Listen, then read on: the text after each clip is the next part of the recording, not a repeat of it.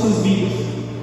Então nós vamos começar essa mensagem hoje e nós vamos passar um tempo meditando sobre esse fundamento nos nossos corações. Amém, queridos? Eu tenho meditado já há um bom tempo, na verdade eu não me lembro realmente quanto tempo Deus falou algo para mim quanto ao livro de Esther, sobre o posicionamento de Esther. E Deus já me pediu que escrevesse essa palavra há muito tempo atrás, e eu tenho escrito ela, eu tenho colocado informações no papel há um certo tempo, e me preparado para estabelecer esse fundamento na nossa igreja. Amém, queridos? Nós estamos em um período chave, nós vivemos o vinho novo. Amém, queridos? Vocês lembram aqui daquilo que a gente está vivendo? A palavra desse ano foi que nós nos preparássemos, que nós nos tornássemos odres novos para que o vinho novo viesse. E agora nós estamos nesse vinho novo, nós estamos em um local novo, nós estamos de uma forma nova, nos apresentando na presença de Deus. E é tempo de nós estabelecermos fundamentos sólidos para que nós possamos dar continuidade na caminhada com o Senhor. Nós entendemos que o reino de Deus ele é um pouco diferente da cultura atual. Então, se você quer ser o maior, você deve servir a todos. Se você quer crescer, você precisa diminuir. Se você quer estar em comunhão com as pessoas, você precisa não arrumar fofocas e discussões, mas perdoar e reconciliar. É assim que o reino de Deus funciona, amém, queridos? Beleza? Nós temos um rei, Jesus, que ele estabeleceu todo esse fundamento. Ele é a raiz da reconciliação, ele é a raiz do perdão, ele é aquele que demonstra o caminho. E como eu tenho pregado há muito tempo aqui, como a palavra de Deus inteira concorda nisso, importa que ele cresça e que nós diminuamos. Amém, amados? Tem uma música que eu gosto muito da banda Mercy Culture, que eles falam assim: importa que ele cresça, que eu diminua e saia do seu caminho. Eu tenho que sair do caminho de Jesus e deixar ele agir, amém, amados? A realidade das nossas vidas é que nós queremos sim que ele cresça, nós queremos sim ser menores, nós queremos sim que a glória de Deus venha, mas muitas vezes nós estamos no caminho falando assim: Deus, faz desse jeitinho que eu gostaria que fosse feito. Dá uma ajudinha aqui nessa resposta. E nós limitamos a glória de Deus por diversas formas. Aqui comigo? Está entendendo? Nós vamos falar sobre duas questões aqui: identidade e posicionamento. Diga comigo: identidade e posicionamento. O tema da mensagem de hoje é revestidos pelo reino, ou vestidos do reino de Deus. Amém? Esther capítulo 2, versículo 1, a gente vai ler do 1 até o 10, amém? Desculpa, antes da gente ler, só vou falar mais uma coisa. Houve uma questão aqui entre a antiga rainha Vasti e o rei, do qual nós vamos ler aqui. Vasti, ela foi uma mulher que foi levada pela cultura babilônica, ela foi levada pela cultura da bagunça, da destruição, que eu vou explicar um pouquinho melhor essa cultura e vou te mostrar exatamente de onde ela vem. A rainha Vasti desafiou o seu rei, e houve uma ordem para que nenhuma mulher desafiasse o rei, ou na verdade qualquer tipo de pessoa desafiasse o rei, porque pelo contrário, ela deveria ser um exemplo de companheirismo, como a palavra de Deus diz, que o homem e a mulher andassem lado a lado, amém? Eu estou falando sobre uma submissão aqui esquisita, mas eu estou dizendo sobre honrar e valorizar aquele que está do lado dela. E ela foi deposta da sua liderança, amém? E aí entra Esther na história. Então, tendo esse conhecimento, vamos ler o versículo 1 aqui. A gente vai ler do 1 até o 10, vamos fazer uma oração. Passada a indignação de Xerxes, o rei, ele começou a pensar em Vasti, naquilo que ela havia feito no decreto que ele havia publicado. Então seus conselheiros sugeriram: permita que procuremos em todo o império moças belas e virgens para o rei, e que o rei nomeie agentes em cada província para que tragam essas lindas moças ao harém na fortaleza em Suzã. Hegai, eunuco do rei e encarregado do harém, providenciará que elas recebam um tratamento de beleza. Depois disso, a moça que mais agradar o rei se tornará rainha em lugar de Vasti. O rei gostou muito desse conselho e pôs em prática. Nesse tempo, havia na fortaleza de Suzã um judeu chamado Mardoqueu, filho de Jair, era da tribo de Benjamim e descendente de Quis e Simei. Só uma pausa aqui para eu explicar uma coisa. Nós estamos falando de harém, amém, amados? Nunca foi da vontade de Deus que nenhum homem tivesse mais de uma mulher, nem que uma mulher tivesse mais do que um homem, amém? Nós estamos aqui em uma cultura completamente deturpada, em que a sexualidade, ela fala mais alto do que o valor de Deus, amém? Nós estamos falando de uma cultura errada, nós estamos falando de uma cultura não segundo aquilo que a palavra de Deus nos dispõe, aí é onde o povo de Deus entra dentro dessa cultura, mas não se prostra a essa cultura, amém? É sobre isso que a gente vai falar sobre o reino. Nós temos aqui um homem, Mardoqueu, filho de Jair, da tribo de Benjamim, ou seja, ele era um judeu, segundo a palavra de Deus, de descendência aqui profética, de descendência abraâmica, tá bom? Então ele tinha valores e ele tinha a lei do Senhor no seu coração. Versículo 6: sua família estava entre aqueles que com Joaquim, rei de Judá, tinham sido deportados de Jerusalém para a Babilônia pelo rei Nabucodonosor. Pelo erro de Judá, eles foram exilados na Babilônia, tá bom?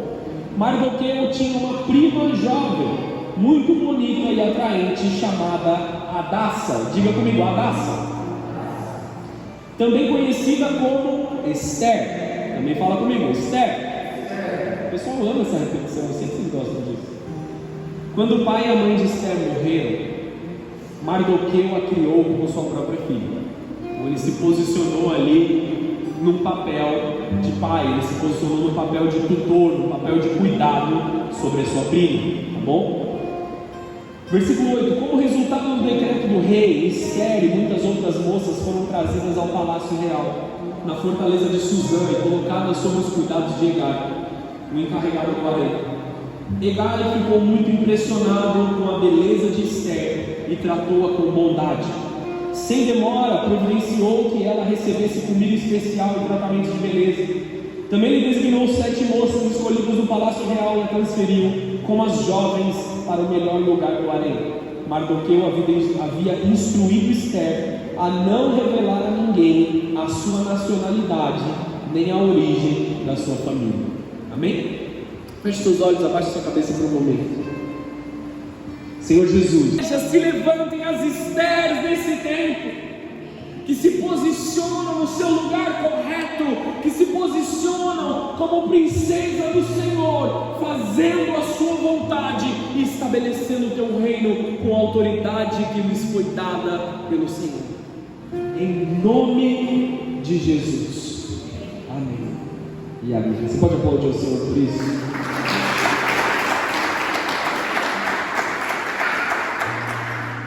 Então vamos lá, amados. O nome judaico dessa moça era Hadassa. Porém, quando todas essas pessoas foram levadas para a Babilônia, foram levadas cativas à Babilônia, em sua maioria, se não todos, tiveram seu nome mudado. Os nomes judaicos, eles apontam para o destino profético. Portanto, nomes são importantes. Amém, queridos? O seu nome tem uma importância. O seu nome dita o seu destino profético, tá bom? Isso é o que a palavra de Deus diz sobre nós. Essa mulher, ela tinha um destino profético sobre a sua vida. Hadassa simbolizava a sua identidade. Esse nome é derivado do hebraico Hadass, que significa murta ou mirto, uma planta conhecida por suas folhas brilhantes e flores perfumadas. Na cultura judaica, a murta é um símbolo de beleza, doçura e vida eterna, e que confere ao nome Hadassa um caráter positivo, um caráter especial, um caráter de cuidado de Deus. Esse é um dos significados de Hadassa também. Ele é uma planta pela qual Deus é quem cuida. Você consegue entender isso? Nós, amados, somos cuidados por Deus, nós somos protegidos por Deus. Hadassah também significa protegido, ou aquele que governa a protege, mulher de influência. Esse é o nome que ela recebeu do seu nascimento. Amém? Mas infelizmente nós a chamamos de Esther. E por que infelizmente? Na verdade, poxa, Esther, tão legal, significa estrela, né? Todo mundo fala, Esther é uma mulher bonita, e todos conhecem essa história. Mas, infelizmente, a raiz do nome Esther é a raiz de uma deusa com D minúsculo, amém? De uma entidade, uma adoração contrária. Pelos caldeus, essa deusa se chama Inanna.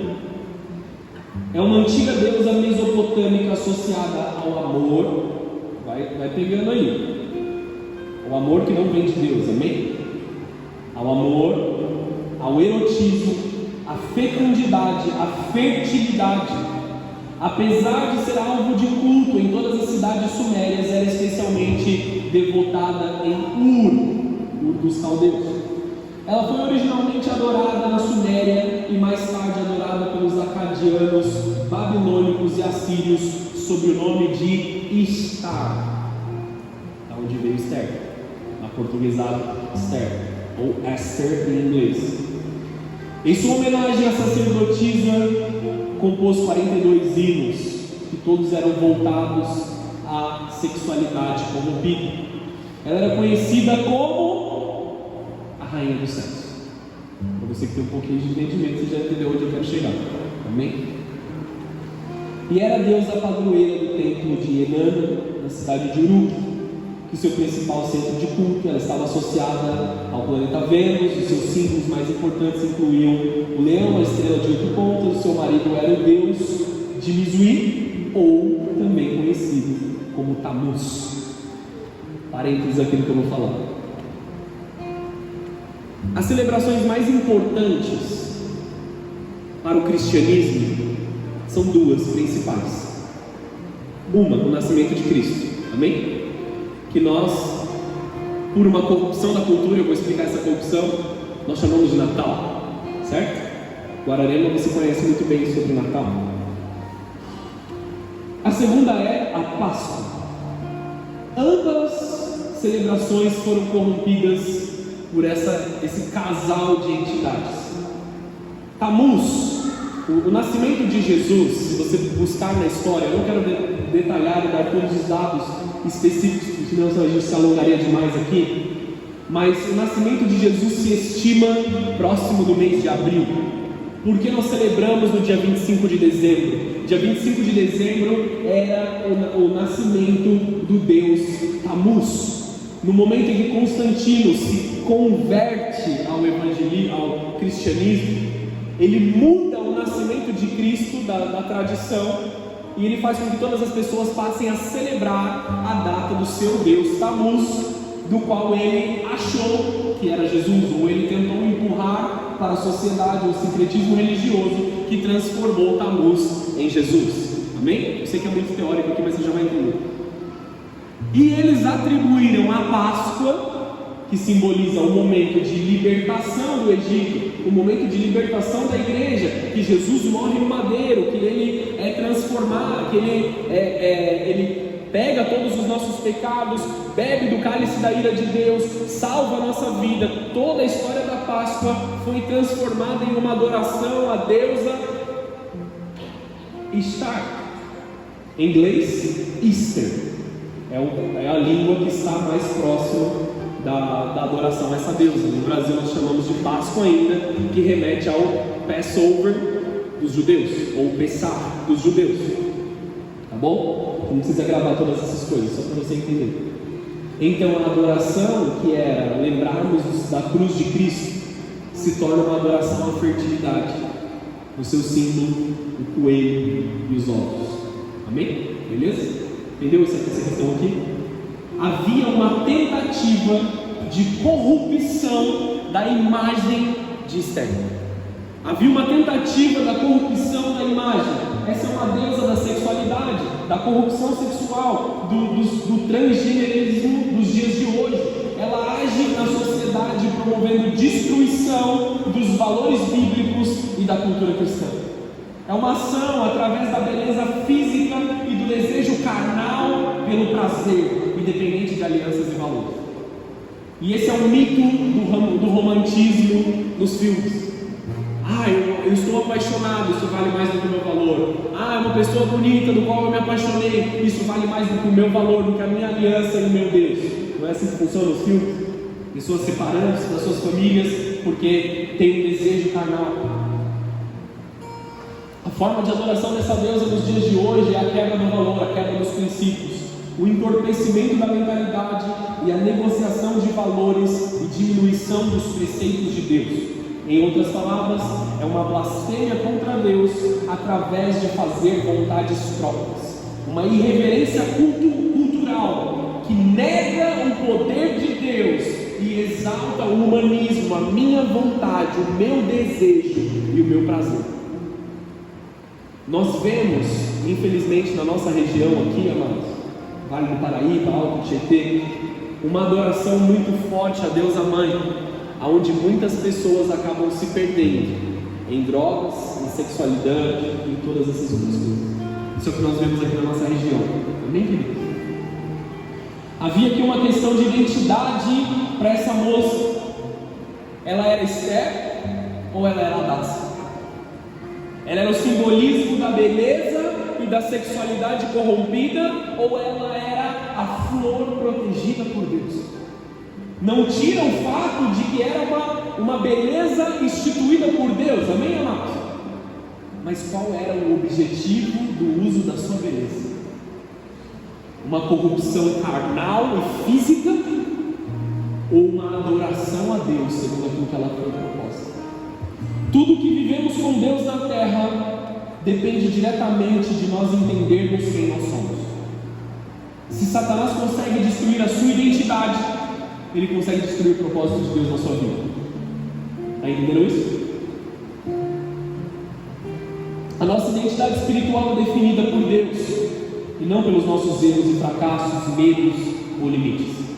Não somos nós que definimos 100% quem nós somos.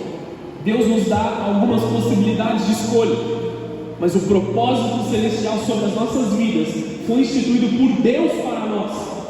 Então muitos de nós podemos negar os nossos dons, podemos negar o nosso chamado, mas nós sempre seremos levados a voltar para isso, porque foram dons e chamados que Deus colocou sobre o nosso coração, amém? Então a primeira coisa que você precisa entender: Esther era aquela que estava aceitando a cultura babilônica, e ela diminuiu seus dons, mas a Hadassa sabia quem ela era. Havia uma confusão na mente dessa moça no início da sua vida. É difícil acreditarmos que nós somos eleitos, propriedade exclusiva de Deus, quando a nossa autoimagem está sendo massacrada, quando a nossa autoestima está sendo pisoteada e quando muita coisa nas nossas vidas está dando errado, amados. E Deus te trouxe aqui nessa noite para restabelecer a sua identidade no seu coração.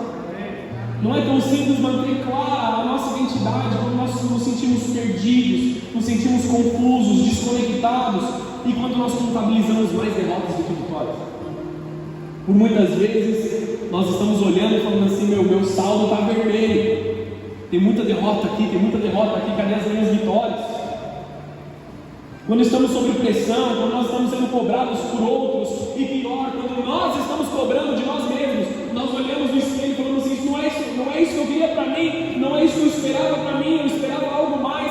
Deus me fez uma promessa, aonde está o agir de Deus? Por muitas vezes nós duvidamos. Sou só um alienígena no meio, ou todos nós fazemos isso? Nós duvidamos, nós nos desesperamos. É assustador, na verdade, saber que Deus espera que eu proclame as suas virtudes quando eu me sinto fraco, seco e frio. E eu, que tenho a minha profissão de fé, a minha responsabilidade de fé mais audível do que a maioria de alguns de vocês, de pregar o Evangelho, muitas vezes estou no altar aqui com o meu coração triste, com o meu coração machucado, mas mesmo assim preciso ser um canal de esperança para o Senhor. Você consegue compreender isso? E não é sobre mim, eu estou bem hoje, eu não estou bem hoje, eu vou fazer isso, eu não vou fazer, eu quero ou eu não quero, não importa mais. Importa aquilo que Ele tem de propósito para a minha vida. E enquanto nós curamos, nós somos restaurados. Enquanto nós fazemos a vontade do nosso Pai, Ele vem atendendo as nossas necessidades. Já teve dias aqui, amados, aqui ao longo de toda a nossa caminhada, que parece que a gente vem seco. O pessoal do louvor, o pessoal deve saber isso também. O que eu posso atribuir para aquela igreja? O que eu posso acrescentar para aquele povo? E a realidade é, eu e vocês não. Eu não tenho nada para acrescentar para essa igreja. Só que o Espírito Santo vem. A glória de Deus vem. E nós observamos que enquanto o mundo nos pede para ser e ser, nós estamos nos comportando como Adassa. Somos protegidos pelo Senhor, somos cuidados pelo Senhor, e simplesmente se tomarmos a nossa posição de autoridade, nos revestirmos do reino, a glória de Deus é transferida através das nossas vidas, amados. Glória a Deus. E eu sei que é muito importante para você como o seu coração está, assim como é importante para mim a boa saúde do meu coração. Mas faz a vontade do Senhor, que Ele vai cuidar do seu coração. Glória a Deus. É assustador, na verdade, saber que Deus espera que a gente proclame as virtudes quando a gente está meio seco. Já falei isso, eu estou falando de novo para você hoje. Eu não me sinto acusado e sem motivos legítimos para me sentir assim. E como é a realidade de, infelizmente, muitas pessoas hoje, eu quero te encorajar a lembrar da identidade que Deus colocou dentro do seu coração. A minha força, a minha confiança, a minha autoconfiança, também a minha segurança nasce no sentimento de aceitação, aprovação e pertencimento que eu encontro na palavra de Deus e na presença do meu Senhor. Estar revestido do reino é estar em comunhão contínua com o Rei. Eu preciso estar me comunicando com o Rei. Porque se eu estou fora da câmara do rei, se eu estou fora da mesa do rei, a única coisa que eu vou ver é a deturpação dos valores que o mundo me propõe. Então nós não vamos encontrar a Deus nos lugares onde Deus não está. Amém, amados? Deus está em todos os lugares, Deus se manifesta em todos os lugares. Não é isso que a Bíblia diz. Deus é onipresente, isso é um fato, ou seja, Ele observa todas as coisas em todos os lugares. Mas a palavra de Deus é muito clara, que Ele só interfere, Ele só age, Ele só manifesta a sua presença aonde 2 ou 3 estão reunidos em seu nome. Você consegue entender a diferença entre uma coisa e outra? Uma coisa é Deus te observar de todos os lugares, a outra é onde Deus se manifesta. Isso é importante. Porque eu estou tentando encontrar a Deus no meio dos mortos? Não foi essa pergunta que o anjo fez para Maria Madalena, para outra Maria? Por que procuram aquele que vive em um sepulcro? Estão aqui? Beleza? Podemos continuar? Seguimos o jogo? Nós precisamos aprender a olhar para nós da forma como Deus nos olha. Nós precisamos aprender a enxergar o nosso dom da forma que Deus enxerga. Nós vamos nos comportar completamente diferente diante das situações, se nós nos enxergarmos como um leão e se nós nos enxergarmos como um rato. Se eu me enxergo como um rato, eu me escondo. Se eu me enxergo como um leão, eu não me preocupo com o que está ao meu redor. Eu tenho uma dominância. Não estou falando para você fazer coisas erradas, amém? Só estou te mostrando a forma como você deve se enxergar. Quem te protege, quem cuida de você. E para os leões que estão aqui, os leões do Senhor, não? É isso. Um amém. Mas estou começando um amém. Não é porque você foi derrotado, leãozinho, que você vai comer mato, que você vai comer grama. A sua natureza não é removida de dentro de você porque você passou por uma derrota. Você continua fazendo a sua responsabilidade, você continua exercendo a autoridade, você continua exercendo o domínio que você tem, porque Deus colocou isso dentro de você. Não é porque as águas se estremeceram na sua casa, não é porque um barco balançou no seu local de trabalho, que você deixa de ser quem você é. Você tem uma identidade. Não deixe com que as coisas do mundo imprimam situações negativas na sua mente e te digam que você é algo que você não é. Embora ela se identificasse como Esther, ela permanecia sendo Hadassah, cuidada e protegida pelo Senhor. Nós, como Romanos 12:2 diz, não imitem o comportamento e os costumes desse mundo. Transformem-se, renovem a sua mente. Renovem a sua mente, renovem a sua forma de pensar. E como nós faremos isso, pastor? Abra sua Bíblia em Jeremias 29, versículo 11.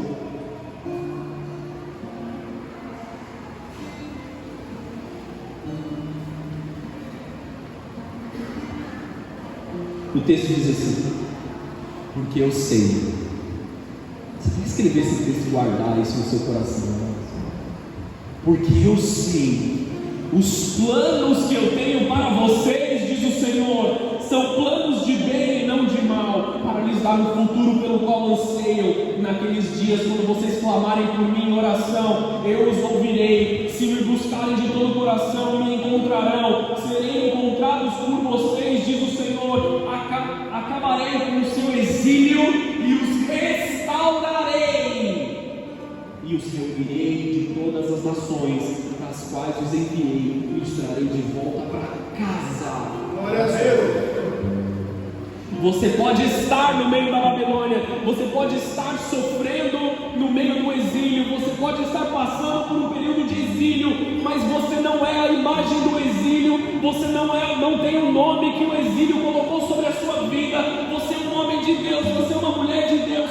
Se posicione, se revista do reino nessa noite e mantenha o seu lugar, porque Deus sabe os planos que Ele tem a seu favor, são planos de paz e não planos de mal. Ele vai te restaurar do exílio, Ele vai te trazer de volta ao seu lugar, vai te dar uma casa, vai te dar uma família, vai te dar um lugar onde você terá paz verdadeira. Eu não consigo pregar esse tipo de coisa sem gritar, mas perdão. Queria ser mais comedido como outros pastores, mas essa palavra mexe com o meu coração. Não é possível que o nosso coração não estremeça diante da presença dEle. A falta de identidade faz você ficar se provando. Olha como eu estou bem. Aí você tira uma foto, coloca nas redes sociais. Quem estava aqui no culto de ontem? Não vamos falar sobre isso, mas você vai, olha como eu estou bem, olha como eu estou bem vestido, olha como as coisas estão legais, mas por dentro só você sabe como você está. A falta de identidade faz você ficar se provando. E aí você se justifica das suas decisões erradas. Quebra o orgulho, amados, não te serve de nada. Quebra esse pensamento que não te serve de nada e volta para a presença dEle, volta para onde você não devia ter saído. Não se coloque no exílio pela sua própria decisão. Se você tem que se afirmar a todo tempo, você não é. Seja do que você está se afirmando, você não é. A sua identidade precisa levar em conta sim a sua realidade, sim aonde você está, mas ela vai te levar para um lugar onde Deus tem para você. E lembrem-se de uma coisa: a noiva sem o noivo, ela não é nada. Não adianta nós desejarmos ser uma igreja, não adianta você desejar ser alguém, um homem, uma mulher bíblico, não adianta você buscar alguma coisa sem o noivo. Em vão vigia o sentinela, se não é o Senhor quem cuida da casa. Nós precisamos entender aquilo que Deus tem para nós precisamos aprender a aceitar a identidade definida por Deus, renovar nossa mente na palavra de Deus, receber e viver o perdão de Deus sobre nós, rejeitar os pensamentos de culpa, de vergonha, que não nos servem de nada, lembrar da visão e do propósito que Deus tem para as nossas vidas, manter a confiança no meio dos desafios. Mais um texto para você, a gente já volta mais tarde.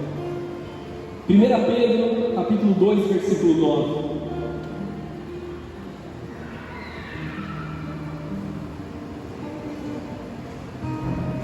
Você conhece esse texto, não conhece?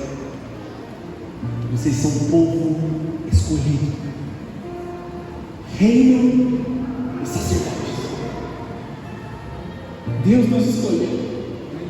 Nós somos reis e sacerdotes. Nós temos autoridade sacerdotal. Nós temos autoridade de reino nessa terra. Quando nós caminhamos com Ele, são reino e sacerdote, nação santa, propriedade exclusiva de Deus. Assim vocês podem mostrar às pessoas como é admirável aquele que os chamou das trevas para a maravilhosa luz. Vocês são nação santa, povo escolhido de Deus.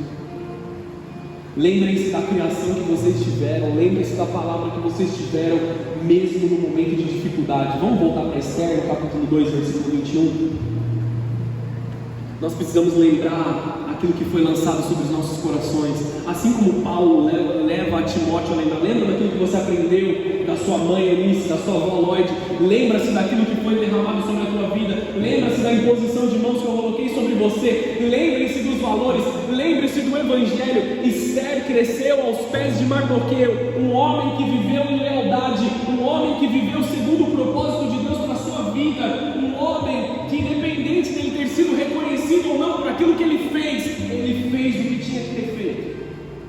Em Esther capítulo 2, do versículo 21 ao versículo 23 diz assim: certo dia, quando Mardoqueu estava de serviço junto à porta do palácio real, 2 eunucos do rei, Bigtana e Teres, guardas da porta dos aposentos do rei, se indignaram com Xerxes e conspiraram para matá-lo. Mardoqueu, porém, soube do plano e transmitiu a informação à rainha Esther, que contou ao rei em nome de Mardoqueu. Ele fez o que tinha que ter feito. Estavam conspirando contra o rei. Leva essa informação para ele, porque essa informação é importante. Quando o caso foi investigado, descobriu-se que o relato de Mardoqueu era verdadeiro. Os 2 homens foram enforcados, e tudo está registrado no livro da história do reinado do rei Xerxes. Ele fez algo, amados. Embora as pessoas não soubessem a nacionalidade de Esther naquele momento, eles sabiam a nacionalidade de Mardoqueu. Todos sabiam que ele era um judeu. E para um judeu passar uma informação dessa para o rei, se existisse algum tipo de questionamento, o seu fim era a morte. Podia até ser verdade, mas se oficiais questionassem aquilo que ele estava dizendo, ele seria morto. Ele colocou a sua vida em risco para passar uma informação importante para o rei. E por causa da lealdade de Mardoqueu, o reino foi salvo. Estamos aqui? Esther se lembrou daquilo que ela viveu. Pula comigo para Esther capítulo 4, versículo 8. Isso aqui é o ápice dessa mensagem de hoje, amém? Não estou acabando. Segura aí. Esther capítulo 4, versículo 8. Falamos de identidade. Agora falaremos de posicionamento.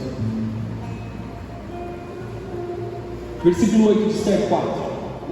Mardoqueu entregou a Ataque uma cópia do decreto da publicação em Suzã que ordenava o extermínio de todos os judeus. Pediu a Ataque que mostrasse o decreto a Esther e lhe explicasse a situação. Também pediu a Ataque que orientasse a ir e falar com o rei para implorar por misericórdia e interceder em favor do povo. Vocês entenderam o que estava acontecendo aqui? Pessoas estavam tramando contra os judeus, pessoas estavam tramando contra Mardoqueu e contra aqueles homens que, por serem justos, estavam incomodando os outros. Amém? As pessoas estavam com inveja da justiça desses homens. Essa é a realidade. Amém? Você já passou por uma situação como essa? Não precisa levantar sua mão. Já passou por uma situação em que você foi diminuído porque você estava fazendo o que era correto? E você trouxe à luz as trevas de outras pessoas, não com a intenção de humilhá-los ou envergonhá-los, mas as pessoas se sentiram constrangidas diante da tua presença. Esse foi o mesmo motivo que mataram Jesus, amém? Os fariseus se sentiram ameaçados com Jesus, pela forma com que ele se comportava, pela forma com que ele fazia as coisas, pela forma com que ele declarava o reino dos céus. Mas voltando a esse texto, no versículo 9, Ataque voltou a Ester com o recado de Mardoqueu. Então Ester mandou Ataque dizer a Mardoqueu: todos os oficiais do rei e até mesmo o povo das províncias sabem que qualquer pessoa que se apresenta diante do rei no pátio interno sem ter sido convidada está condenada a morrer, a menos que o rei estenda o seu cetro de ouro. Além do mais, há 30 dias o rei não me chama para a sua presença. Ou seja, o que você está me pedindo vai causar a minha morte. Eu não fui convidado para estar na presença do rei. Eu preciso de um convite. Isso aqui é do jeito deles aí, bem? Está tudo errado aqui, mas tudo bem. Versículo 12. O recado de Ester foi transmitido a Mardoqueu. Mardoqueu enviou essa resposta a Ester: não pense que por estar no palácio você escapará quando todos os outros judeus forem mortos. Parênteses. Muitos de nós, amados, no momento em que nós subimos, no momento que nós acessamos o palácio, ou aquilo que significa palácio para as nossas vidas, negociamos os valores. Momentos de transição, ou momentos em que nós somos levantados, em que nós somos colocados em evidência, ou que a nossa vitória chega, ou que nós somos agraciados por Deus de alguma forma, nós somos tentados a negociar nossos valores. Ela poderia muito bem ter sido Ester naquele momento e encontrado conforto no luxo que ela tinha e deixado os valores de lado. Estamos aqui? Beleza? Vamos continuar? Versículo 14. Se ficar calada num momento como esse, alívio e livramento virão de outra parte para os judeus. Olha como ele sabia. Olha como ele tinha fé no Deus que ele tinha fé. Você pode ser a solução do problema. Se você não quiser ser a solução do problema, Deus vai solucionar esse problema de algum jeito. Amém, amados? Essa é a fé que tem que habitar no nosso coração. Amém? Ah, se isso não der certo, eu estou perdido. Não é assim que funciona para Deus. Você pode ser a solução desse problema, Esther. Ou você pode não ser, e Deus vai resolver esse problema do mesmo jeito. Vou ler de novo. Se você ficar calado num momento como esse, alívio e livramento virão de outra parte para os judeus, mas você e os seus parentes morrerão. Quem sabe não foi justamente para esta ocasião, para uma ocasião como essa, que você chegou à posição de rainha. Então Esther enviou a mensagem para Mardoqueu. É aqui, amados, onde nós estabelecemos um fundamento profundo nos nossos corações. Nós precisamos estabelecer esse fundamento do posicionamento de Adassa. Aqui ela já não estava mais sendo Esther. Ela se posiciona como Adassa. Eu sei da minha raiz. Eu sei o que eu tenho que fazer. Eu tenho uma responsabilidade. Versículo 16. Vá, reúna todos os judeus em Suzã, jejuem por mim. Não comam nem bebam durante 3 dias e 3 noites. Minhas criadas e eu faremos o mesmo. Depois irei à presença do rei, mesmo que seja contra a lei. Se eu morrer, morrer. Se eu morrer, eu morrerei. Mas eu vou fazer o que eu tenho que fazer. Se vai custar minha vida, que custe. Mas eu vou fazer o que eu tenho que fazer. Em outras versões, se perecer, pereci. Mardoqueu foi e fez tudo conforme as instruções de Esther. Pausa nisso. Se eu morrer, eu morrer. Quantos de nós, como essa canção que a gente cantou antes de começar o culto, quantos de nós temos vivido o Evangelho às escondidas? Quantos de nós temos cuidado muito mais da nossa imagem do que do Evangelho nas nossas vidas? Quantos de nós temos escondido o Evangelho como um véu para aqueles que se perdem e não sejam salvos? Ao invés de viver aquilo que nós cantamos, que a minha vida seja feita diante da presença do Senhor, diante da luz do Senhor. Minha vida seja para adorar a Deus, sem nenhum tipo de vergonha, sem nenhum tipo de esconderijo. Viver com Jesus de verdade, amados, e não de ouvir falar. Vocês estão entendendo aqui? Estamos chegando no posicionamento de Esther. Mas primeiro eu quero que você medite nessa parte. Se eu morrer, eu morri. Quão profundo você tem que estar num propósito para declarar palavras tão profundas? Quão certo da sua salvação e da sua fé você tem que viver? Esther estava em perigo de vida de fato, amados, porque há 30 dias ela não era chamada para estar na presença do rei, e somente dela pisar dentro daquele lugar onde o rei estava, ela podia ter sido enforcada, sei lá, podia ter acontecido alguma coisa e ela morrer. Temos que endireitar as veredas e preparar o caminho do Senhor, custe o que nos custar, como aquela canção que nós temos cantado, é Ele, por Ele que eu estou gastando a minha vida.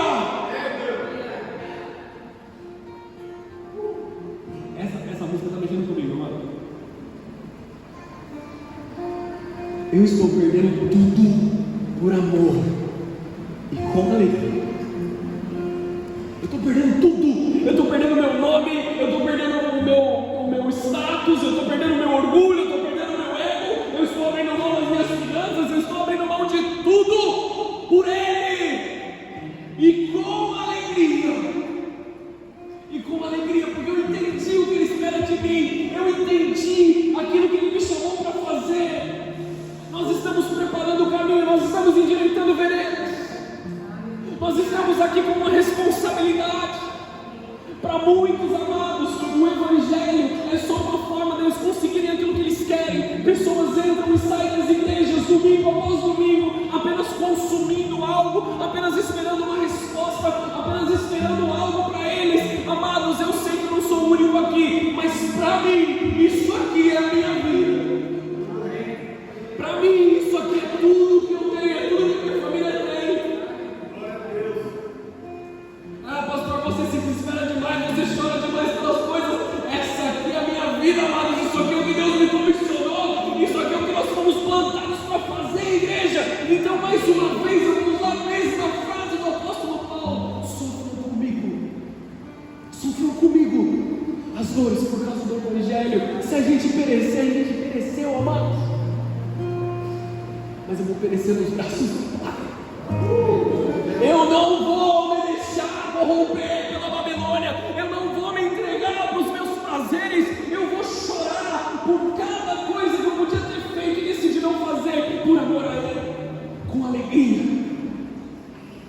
Com alegria. João 3,3, não precisa abrir. Jesus respondeu: eu lhe digo a verdade, quem não nascer de novo não verá o reino de Deus. A gente tem que nascer de novo. A gente tem que nascer de novo. Nós temos que ser transformados. Quem já ouviu aquela frase: você é aquilo que você come? Você já ouviu isso? Tem um pouco além que a gente tem que pensar nisso. A gente não é somente aquilo que a gente come, mas a gente é aquilo que a gente digere. Porque muito do que a gente come, a gente acaba não digerindo. O que eu quero dizer isso? Nós temos diversos alimentos físicos, mas também espirituais.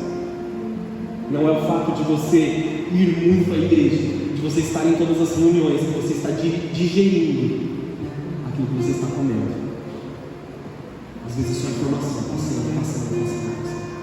Nós somos bombardeados de informação todos os dias, principalmente nas redes sociais. A informação vem para você, te ataca de uma forma agressiva, amém, amados? E aquilo que você digere vai ser quem você vai ser. Muito mais válido, muito mais importante é que a palavra do Senhor toque o seu coração e que você digira essa palavra. Você faça a digestão. Eu acho que estava errado, digiro está errado. Que você faça a digestão da palavra do Senhor, que você se torne alguém. Isso aqui tem que ser a nossa vida, amado. Não estou falando da igreja, não estou falando nas paredes aqui, não estou falando da prancha, do tudo. O momento de cura. O momento que nós estamos aqui diante da presença de Deus não pode ser só um passatempo, não pode ser só um hobby, não pode ser só um momento em que eu estou atribulado, que eu estou cansado, aí eu venho para a igreja e aí eu fico mais leve e vou fazer tudo de errado de novo durante a semana. Nós somos restaurados nesse lugar. Muitos estão nos cultos, entrando e saindo das igrejas, mas só tem passado informação. Não precisa abrir também Mateus 15:11. O que contamina o homem não é o que entra pela boca, mas o que sai da boca, isso que contamina o homem. Mas o texto, Tiago 1,26, se alguém supõe ser religioso, deixando de refrear a sua língua, antes enganando o próprio coração, a sua religião é vã. Não é o que entra pela nossa boca que nos corrompe, mas aquilo que sai da nossa boca. Como que nós sabemos e nós vemos que tem tantas pessoas por aí que o Evangelho não tem feito efeito neles? Pelo que sai da boca deles, pelas palavras, pelos pensamentos, por aquilo que eles dizem. E a pergunta é: cadê Jesus nisso? Muito mais amoldados com a cultura babilônica do que revestidos do reino de Deus. Sozo é vida, é o significado de que nós fomos salvos da morte, aqueles que vão para o céu, aqueles que tiveram a salvação sobre as suas vidas. Portanto, a salvação te faz ir para o céu. Só que infelizmente você pode estar a caminho dos céus, você foi salvo, você crê em Jesus, e você pode estar a caminho dos céus, mas vivendo o inferno aqui na terra. Você entende isso? Você pode estar esperando Jesus vir te buscar, mas vivendo as piores coisas aqui na terra, amados. A salvação começa em nós, e nós podemos viver as grandes coisas de Deus ainda aqui na terra. Muitos esperam pelo momento: Jesus vai voltar para me buscar e vai ficar tudo bem. Amados, se nós nos revestimos do reino, nós começamos a viver o céu aqui na terra. E aí tem muitos que tentam te enganar, né? O inferno é aqui, amados. Se a gente for comparar o inferno que a Bíblia descreve com os dias de hoje, existe um abismo entre uma coisa e outra. Um dos exemplos, apenas um exemplo, é um lugar de choro e ranger de dentes contínuo e ininterrupto. Ponto. Só isso já é um argumento suficiente para dizer que aquilo que nós estamos passando aqui não se compara. Amém? E é a sua escolha. Ou você se reveste do reino e passa a viver essas coisas que são boas segundo a vontade de Deus, ou você se entrega para as trevas. Existem duas mortes, amados: a morte física e a morte da eternidade. Aqueles que morrerem a morte física aqui, mas creem em Jesus, ressuscitarão para a vida eterna. Aqueles que rejeitam a Jesus morrerão aqui e morrerão eternamente. Essa é a diferença. Está entendendo aqui? Não creio que eu esteja pregando um evangelho diferente do que vocês já ouviram. Inclusive, testem o profeta. Vai lá na sua Bíblia, vai procurar o que eu estou falando e vai ver se o que eu estou falando é verdade. Deixa eu avançar um pouco aqui só para a gente não deixar de completar essa palavra. Deus tem que quebrar ciclos na nossa vida nesse momento. Existe um ciclo de prazer do pecado, dor, prazer do pecado e morte. Deus precisa quebrar todas as coisas. O diabo ele quer magnificar as coisas ruins da sua vida. Ele quer te mostrar que pequenas coisas que você sofreu são gigantes demais, coisas que você não pode superar, e aí ele consegue te paralisar, aí ele consegue quebrar o seu ânimo, ele consegue arrancar a sua esperança para te fazer desistir, para te fazer parar. E tem pessoas aqui que já pensaram até em se suicidar, ou já estão tentando, buscando isso, planejando essas coisas, que é uma solução permanente, amados, para a sua dor do momento, mas não pode salvar a sua alma. Então eu preciso te avisar sobre isso. Eu não sei porque alguém me falou, mas eu sei porque o Espírito Santo me disse nessa noite para trazer essa palavra. Não machuque a si mesmo, porque Deus tem algo poderoso para o seu futuro. Isso não é solução para a sua dor, amados. 2 Coríntios 4,16, pessoal, que eu tomar uma olhada. Quem achou que amém? Foi muito rápido, né? Olha o que Paulo está dizendo.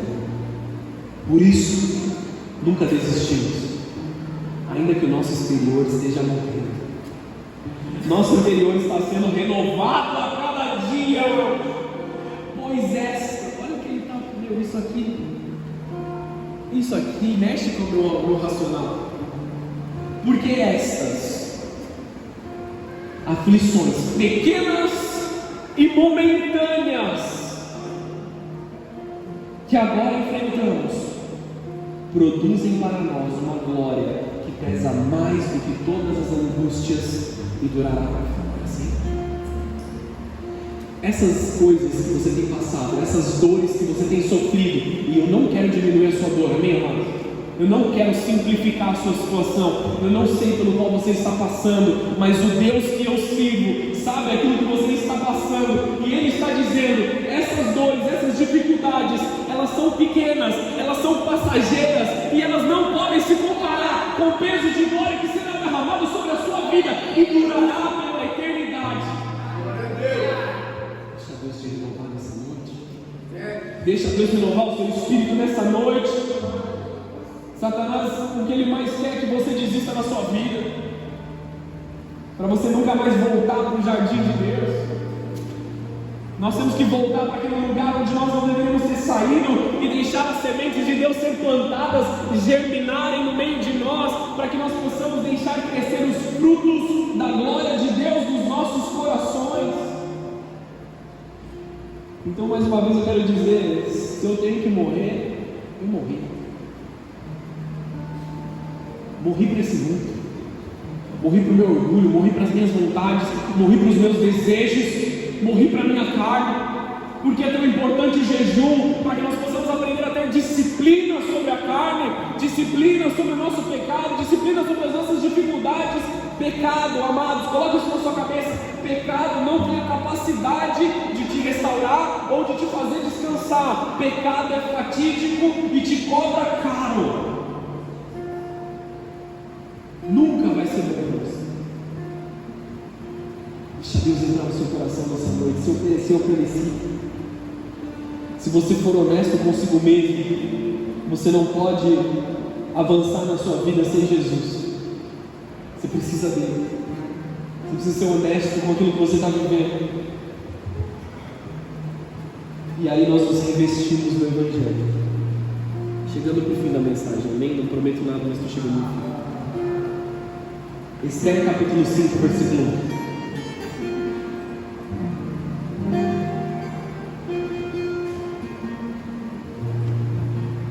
A gente vai ler do 1 ao 8, mas eu quero fazer uma pausa no versículo 1. Se você esquecer de tudo nessa noite, lembre-se da atitude de Esther. Se eu perecer, pereci. Aí o que ela fez? Se entregou? Não, ela foi tomar responsabilidade. Ela não foi de qualquer jeito à presença de Deus. Ela não foi, ela entregou os sonhos e simplesmente foi porque ela sabia que a morte poderia vir. Ela se preparou para isso. Isso está escrito mais poderosamente do que eu imaginava no versículo 1 do capítulo 5, que diz assim: no terceiro dia de jejum que ela havia proclamado ali, Esther vestiu seus trajes reais, entrou no pátio interno do palácio, em frente do salão do rei. O rei estava sentado no trono, voltado para a entrada. O que tem de mais nesse texto, pastor? Esther sempre vestia as vestes reais, amém? Ela era rainha, não é? Só que o original, ele não fala vestes reais. O original hebraico diz Esther Lavshah Malchut, que é Esther se vestiu do reino. Ela colocou sobre o seu corpo o reino de Deus. Isso não fala sobre vestes. Esse texto não é um texto isolado que fala de algo cotidiano. Ela não colocou as vestes reais que ela sempre colocava todos os dias. Esse texto está na Bíblia por um motivo muito específico. Ela se posicionou em autoridade de rei. Ela se posicionou como ela era Hadassa, protegida por Deus, flor dela, amada de Deus, cuidada de Deus. Temos aqui Esther nesse lugar. Falando da parte boa da Esther, né? Ela se identificava como Esther e ela se posicionou como reino nesse lugar. Aí ela tem uma conversa com o rei no versículo 2. Quando viu o rainha Esther ali no pátio interno, Ele a recebeu de bom grado e lhe estendeu o cetro de ouro. Esther se aproximou e tocou a ponta do cetro. A autoridade não era só dela, não. Deus que deu acesso para ela nesse lugar. Se ela estivesse com as suas vestes normais, ela não teria tido o agrado do rei da terra. Mas porque ela estava revestindo o reino, ela teve acesso ao lugar onde ela precisava acessar para que o cumprimento do chamado acontecesse. No versículo 3, o que você deseja, rainha Esther? Perguntou o rei. Qual é o seu pedido? Eu atenderei, mesmo que seja metade do reino. Amados, o reino já era dela, ela já era rainha, amém? Ela não precisava dessas coisas. Isso aqui é uma tentação. Pede metade do reino. Não faz o que você tem que fazer, não. Pede metade do reino. Você lembra de Jesus sendo tentado no deserto? Só faz esse parênteses, não dá para tentar te explicar. O reino já era dela, amados. Ela sabia muito bem quem ela era, ela sabia muito bem a autoridade que ela tinha. Ela não precisava pedir metade do reino. Esther respondeu: se lhe parecer bem, venha hoje com Amã a um banquete que eu preparei para o rei. Ela foi ousada, amados. Ela não chamou só o rei, ela chamou outro cara que não tinha nada a ver com a história, na visão do rei. Mas debaixo de um propósito, o rei se voltou para os seus servos e disse: digam a Amã que venha depressa para o banquete como Esther pediu.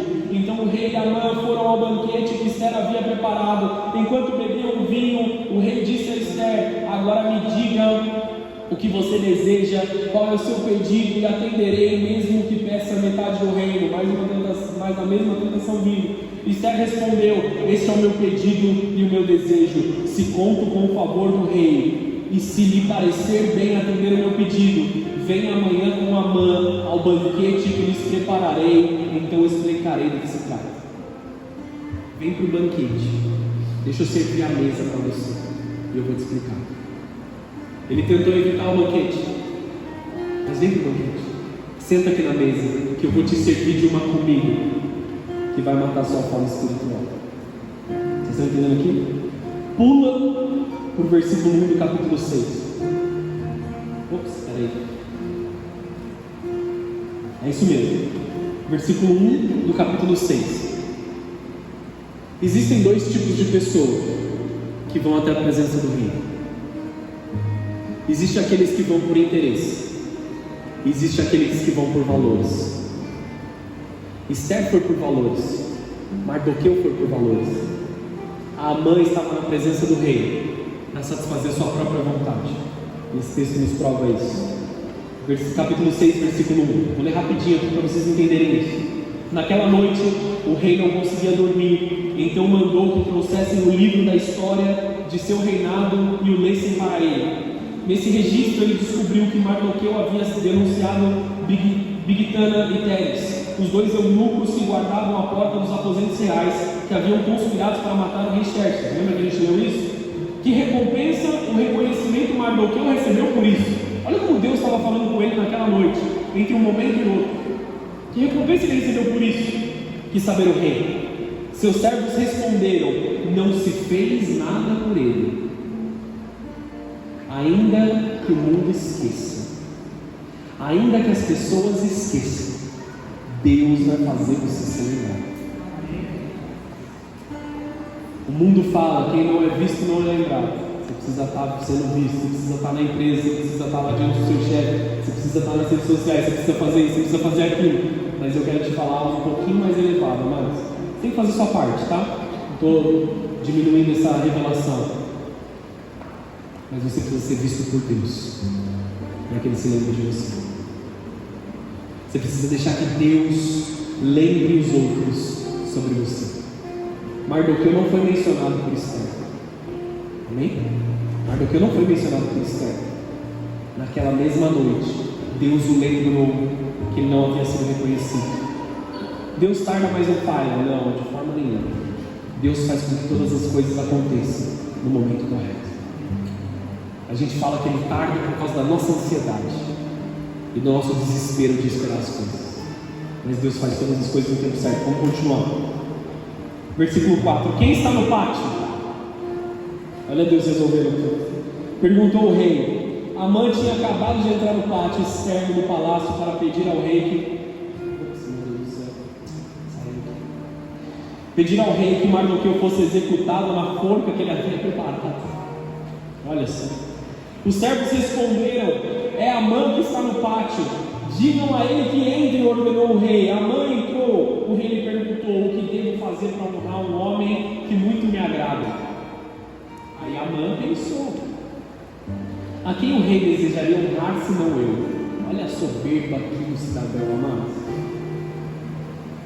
Nós temos que tomar muito cuidado quando nós entramos na presença do Rei Jesus. Estou falando de chefes, do Rei Jesus, com o coração corrompido. Ele foi até um rei carnal, que não conhecia os desígnios do coração dele, como Jesus conhece o nosso. Quem será que esse rei quer honrar senão eu? Sou tão legal, sou tão bacana. Por isso respondeu: se o rei deseja honrar alguém, mande trazer um dos mantos que o rei costuma usar, e um cavalo no qual o rei costuma montar, e que tenha um emblema real na cabeça. Ordene que o manto e o cavalo sejam entregues a um dos mais nobres oficiais do rei, e que ele ponha o manto sobre o homem que o rei deseja honrar, e conduza pela praça da cidade sobre o cavalo do rei. Mande que o oficial proclame em alta voz: assim o rei faz com que ele deseja honrar. Porque eu estou rindo. Versículo 10.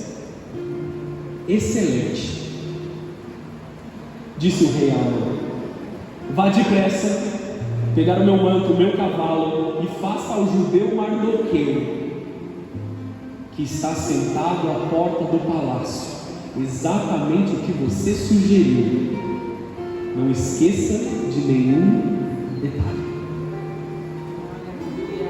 Ele queria que gritassem sobre o nome dele. O orgulhoso queria que falasse assim: olha o que Deus está fazendo sobre Amã. E Amã teve que gritar: olha o que o rei está honrando, olha como o rei está honrando Mardoqueu. Vocês estão aqui, amados? Nós voltamos nos ensinos simples e diretos de Jesus. Aquele que se humilhar será exaltado. Aquele que se exaltar será humilhado. Nós não quebramos os princípios. Quando nós quebramos os princípios de Deus, os princípios quebram a gente também. Quando nós quebramos valores, os valores nos quebram. Está entendendo? Como você vai entrar na presença do rei? Próximo, Esther, no capítulo 7. Pula mais um pouquinho aí. Ai meu Deus, tem alguma coisa errada acontecendo aqui. Como é que vai dar certo?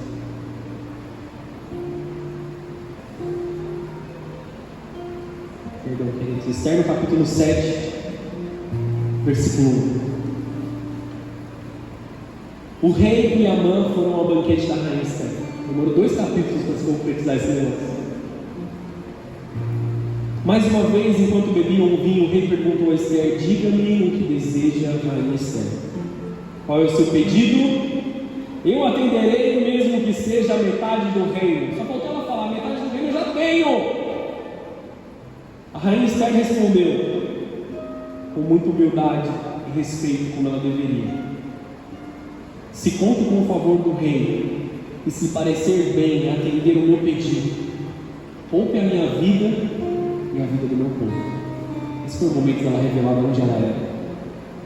Esse foi o momento dela revelar a sua origem, a salvador.